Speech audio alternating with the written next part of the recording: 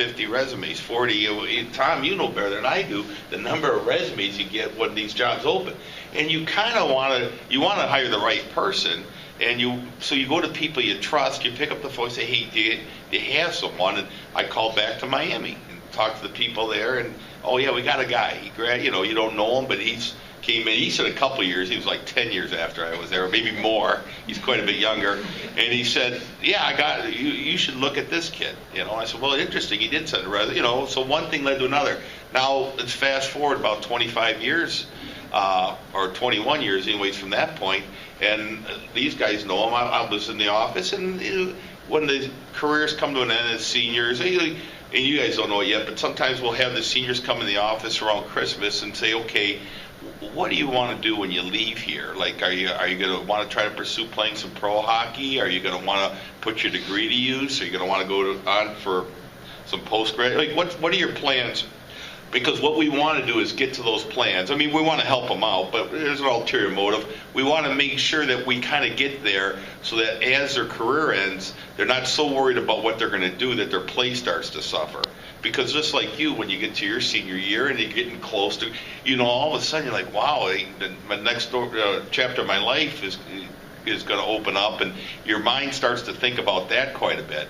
And so we like to know what they're thinking. And one of our captains last year, Tommy Hill, said, I don't know, I'd like to go on to get a master's degree. And I did kind of say, you know what, Tom, I think you might make a pretty good coach one day. I do. And you want to get a master's degree. Have you ever considered working as a graduate, like assistant coach, if you will? And he's like, no. And I told him about the opportunity at Miami. He's got really good grades. He was about a 4.0, still 3.9, whatever. And he said, boy, I'd have an interest in that, I think. And so he did all the work. I made one phone call. I called over and said, hey, and I know that program, they get a lot of applicants for there's like a couple openings they have there. I said, look, I got a guy here, I'd like to pay you back for all the guys you gave us, but I got a guy here, I think you really do well there. And he fit in, and one, he was captain for us, so that meant a lot. Two, he had a 3.9, so all of a sudden, academically he fit the bill, and then he had the right recommendation with a connection. Now he's there, and they love him there. And I think he's got a real good career, real bright future. And it was his degree coming out of here last year was in finance, and so he wasn't really thinking about coaching, although it was his, hockey's his passion. But here now he's getting his master's degree picked up. He's working in the profession, and they love him there. He's going to have a lot of high recommendations. He will. He would get it from me, from Coach, from the people at Miami, the way they think about him. And so if he wants to pursue a coaching career, his foot's already in the door. I mean, you guys probably don't even know it, but I mean, his name, and now people know, they'll get to know him, and so he's got a really bright future, but he did it for himself. He got the grades, he made the right impressions on people, and then he's gone on and he's making the right impressions today. So, it just kind of shows that the whole networking thing is important, and it's like whether it's the RSO that Sandy just mentioned earlier, if you're involved in that, maybe you get to meet an alum that was involved in that RSO before. You never know where these things are going to lead. Or you go to a job interview and they're quickly looking at your resume, and everyone's got a lot of the same stuff. But, an RSO, you were, chair of that or vice president or whatever, you were heavily involved. Tell me about your experience there. It just shows you how in life, too, things get changed and fairly dramatically at times. But we're in, for those that don't know, what a league called the Central Collegiate Hockey Association, or the CCHA. It's a 10 to 11 member league, depending upon, some years we like Nebraska, Omaha was in the league and then they left, and so it's kind of varied over the years. But within that, our league, our current league, the CCHA, resided 3 Big Ten schools: Ohio State, Michigan, Michigan State.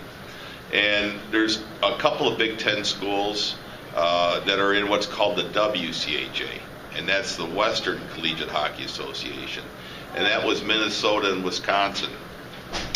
So as a Big Ten, they never really had a Big Ten conference because there's only 5 schools that sponsored Division I hockey. What ended up happening is Penn State all of a sudden decided they were going to sponsor hockey at the varsity level. They have 6 schools, and overnight there was a decision made that the Big Ten was going to break off those schools and form a Big Ten conference, because they already have a league for all sports. They just only 5 schools sponsored it. Well, boy, that changed everything. And it's amazing how poorly I think people reacted to that news. And by poorly, I mean there was a lot of knee-jerk reactions.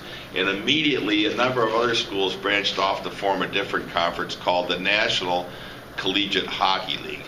And it's kind of like the NHL, but NCHL. And we, so we were a little bit more prudent, I thought, we being Ferris. So rather than just diving into something, we kind of waited and sifted through it, and we've joined the WCHA now.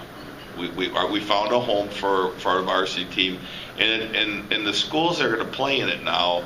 The interesting thing is it's going to be somewhat of a challenge geographically.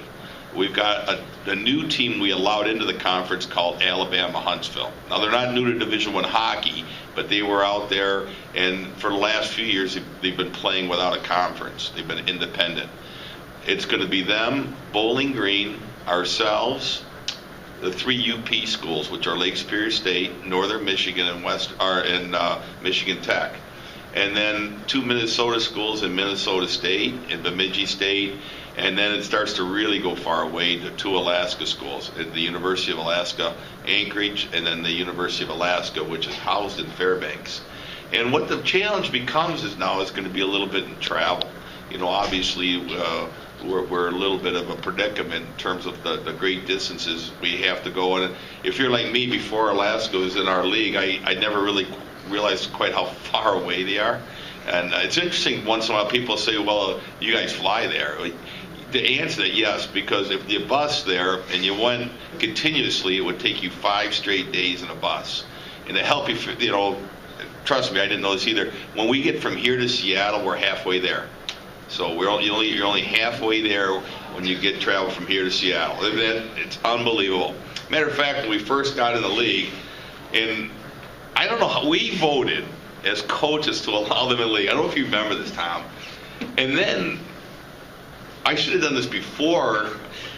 I took a pencil and I stuck it on a globe where Big Rapids is, and I went out to Fairbanks and I did a circle. And we could get to the UK.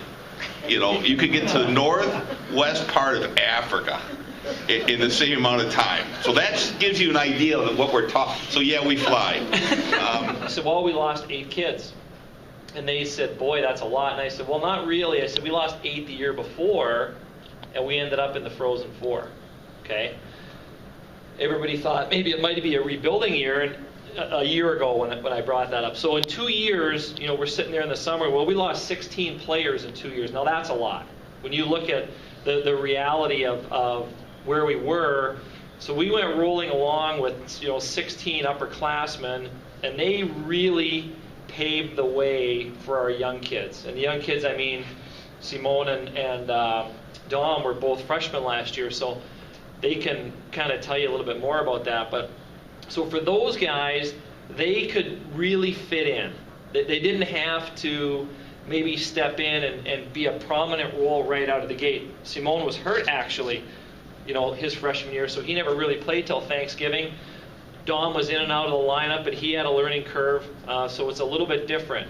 So coming in this year, okay, so now not only are we another 8 that we lost, but we lost pretty much our whole D corps, which our defensive corps. So, and we lost an All-American, Annette and Taylor Nelson. So we got to figure out, okay, we got some defensemen we got to get baptized by fire. We knew C.J. Mott was legit because we had him last year, and C.J. is really, really talented kid.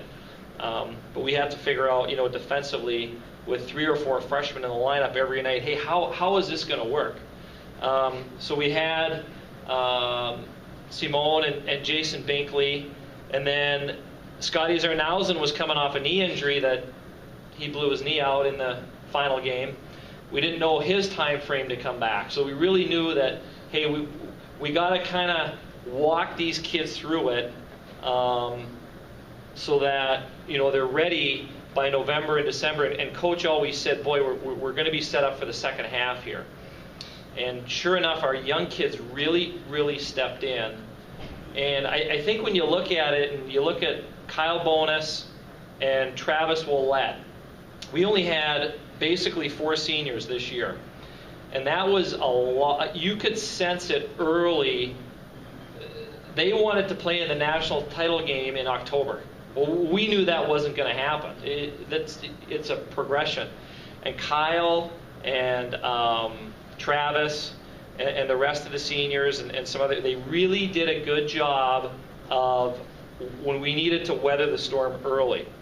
And our first half record was pretty good, and then Zarno gets hurt, so we lose him. So now you're looking at another component, he gets hurt.